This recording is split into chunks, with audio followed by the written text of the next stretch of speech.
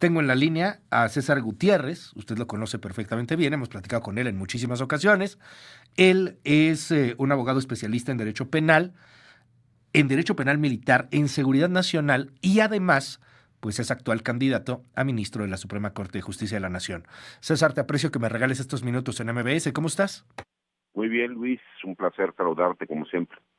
¿Qué hacemos frente a Donald Trump y frente a estas acciones, cada vez para algunos más radicales, que quieren aplicar contra México y los cárteles mexicanos? Mira, yo escuché con atención la entrevista que le hiciste a Eric Rojo, este coronel retirado, y él señala algunos puntos, ¿no? Que aunque son ciertos, se prestan para el análisis, ¿no? Es cierto que es un proceso interno legal de los Estados Unidos que tiene que ver al Departamento de Justicia y la aprobación del Congreso de los Estados Unidos. No nada más una orden ejecutiva que firmara el presidente de los Estados Unidos. Pero entendiendo también que todo esto tiene que hacerse de la mano coordinado con el gobierno mexicano.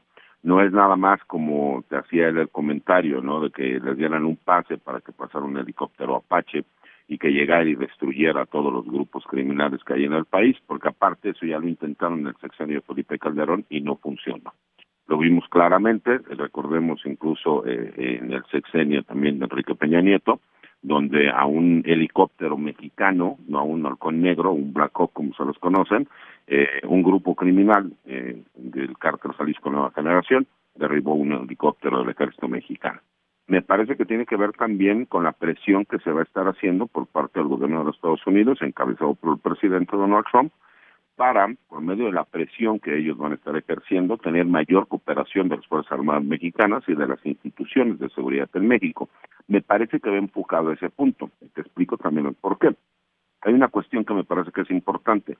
Si bien es cierto que esto es un proceso interno en los Estados Unidos, también las mismas leyes internacionales y las leyes de los Estados Unidos te señalan que antes de ir tú en contra de estos grupos o facciones terroristas que se llegase a determinar que son los grupos criminales en México, lo que tienes que hacer es iniciar de forma interna con todos aquellos socios comerciales que tienen estos grupos criminales. Y ahí es donde a mí me parece relevante el hecho, porque entonces, ¿cómo se va a manejar de acuerdo a los socios comerciales que tienen en los Estados Unidos y a todos estos proveedores de armas, lavadores de dinero?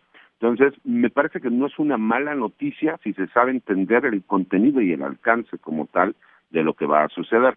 Porque si bien es cierto, como él te lo señala, en cuestiones prácticas, lo que tú le preguntabas sobre el Talibán, es la misma designación que se está llevando a cabo, con la gran diferencia de que el Talibán se supone que era quien tenía el mayor control territorial en toda una región o un país.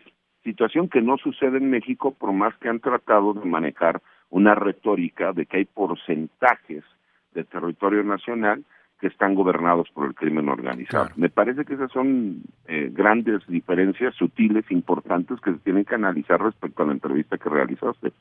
Oye, dime algo, platico con César Gutiérrez, él es especialista en Derecho Penal Militar, especialista en Seguridad Nacional y también candidato a ministro de la Corte. César, dime algo, ¿cómo se esperaría la relación entre Fuerzas Armadas, inteligencia mexicana y estadounidense? ¿Viene una cooperación muchísimo más estrecha? Hay quien reprocha, si se quiere, desde la política o politiquería, una acción pues más bien de desdén que se vivió el sexenio pasado con López Obrador, el pleito con la DEA, el asunto de la intervención permanente, un discurso pues un poco más nacionalista, por decirlo de alguna manera.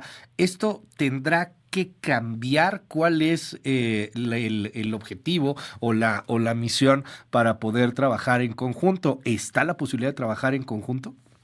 Sí, por supuesto. Y además hay que entender que ese trabajo en conjunto no sería de forma directa con la Secretaría de la Defensa Nacional ni con la Secretaría de Marina. Tendría que ser forzosamente por medio de la Secretaría de Seguridad y Protección Ciudadana y la Secretaría de Relaciones Exteriores. Con Harfush. Así es. Y esto tiene que ver también porque tiene que ir de la mano de lo que es la línea que se ha estado manejando de la estrategia de seguridad en el país. Si tú lo analizas, el trabajo que está realizando el gobierno federal, por órdenes de la presidenta de la República, y que quien da la cara es el secretario de Seguridad, ¿no? En este caso, Omar García Harfuch, va tendiente a ir en contra de los grupos criminales de las grandes, medianas y pequeñas estructuras.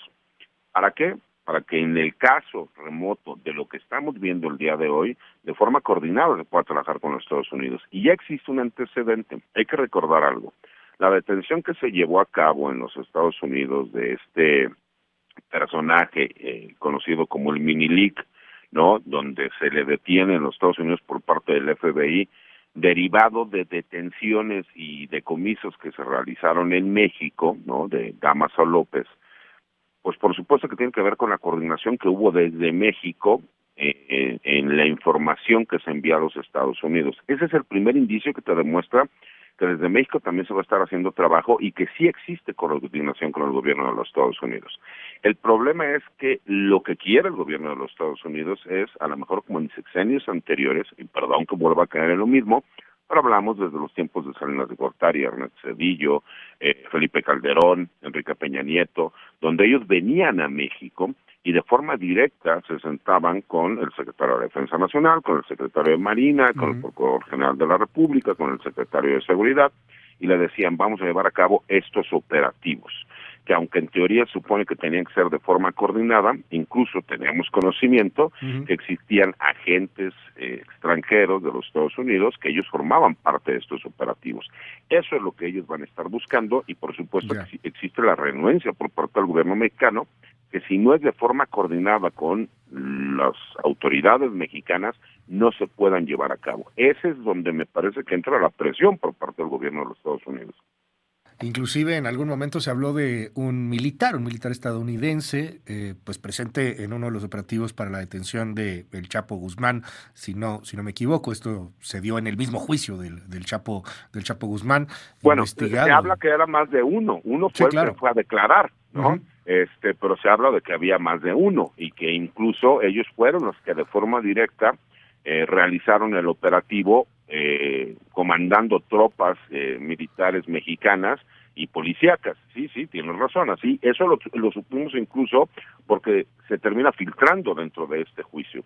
No, bueno, se termina filtrando y la presión que había, yo en su momento platicaba con el corresponsal de Proceso en Washington, con Jesús Esquivel, que trajo esa nota, que trajo esa primicia durante mucho tiempo, la presión que había en el gobierno de Peña Nieto para que no se dijera eso, para que no se regateara el triunfo de la captura del Chapo Guzmán, era brutal, César. Y tú lo recuerdas, tú lo conoces, en algún momento llegábamos a platicar sobre esos asuntos. Déjame cerrar con un punto y quisiera conocer tu postura al respecto. La idea es cooperar, no someterse, y si no lo quieren así, o sea, si Trump lo que quiere es meterse y mandar y hacer, ¿en dónde está la línea delgada? ¿Qué puede pasar en un rompimiento en cooperación en materia de seguridad? Me parece, Luis, y que incluso el mismo Eric Rojo lo menciona en la entrevista que le realizas el día lunes. Esto tiene que ver más con aranceles comerciales, ¿no? Que es la amenaza real que hace Donald Trump, porque se quiere presionar a México en algunos puntos. Sabemos que hay una agenda binacional muy grande, muy nutrida, con muchísimos temas. Y me parece que Donald Trump no quiere negociar como sí negoció en su momento con el presidente López Obrador. Y me parece que la mejor forma de negociar es llegar y pedir todo, para que cuando venga una negociación, él terminar obteniendo lo que quiere. ¿Y qué es lo que están buscando realmente? Saben que tienen un problema, una crisis de salud respecto al fentanilo. Y se sabe que la mayoría o este gran porcentaje de norteamericanos que se volvieron adictos, pues fue por parte de las mismas empresas que están legalmente establecidas, que fueron las farmacéuticas.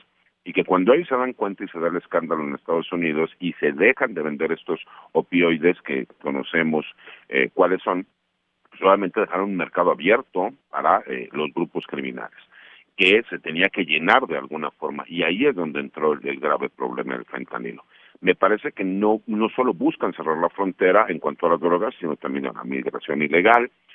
Por supuesto, esta entrada que ellos critican o señalan mucho de productos chinos que llegan hacia México y que terminan siendo enviados a los Estados Unidos como si fueran de manufactura mexicana, Y me parece que tiene que ver con todos estos temas y la mejor forma no es negociando, sino que es amenazando.